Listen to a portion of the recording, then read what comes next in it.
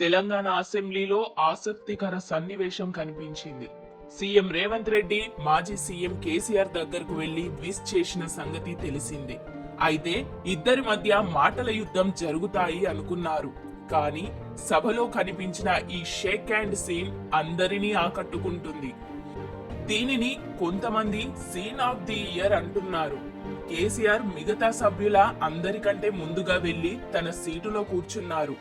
కాసేపటికి సభ లోపలికి వచ్చిన సీఎం రేవంత్ రెడ్డి నేరుగా కేసీఆర్ దగ్గరికి వెళ్లి షేక్ హ్యాండ్ ఇచ్చి మర్యాద పూర్వకంగా కలిసి పలకరించారు. ఇక అటు కొత్తగా ఎన్నికైన కాంగ్రెస్ ఎమ్మెల్యే నవీన్ యాదవ్ సైతం కేసీఆర్ ఆశీర్వాదం తీసుకున్నారు. ఇక కేసీఆర్ అసెంబ్లీ రావాలంటూ కాంగ్రెస్ నేతలు ఈ మధ్య తరచుగా డిమాండ్ చేశారు. రావాల్సినప్పుడు వస్తారంటూ బీఆర్ఎస్ నేతలు కౌంటర్లు ఇచ్చారు. చాలా కాలంగా నడిచిన ఎపిసోడ్ తర్వాత కేసీఆర్ సభకు వచ్చారు. అయితే కాసేపే ఉండి వెళ్లిపోయారు. మళ్ళీ జనవరి 2 నుంచి సభ మొదలవుతుంది.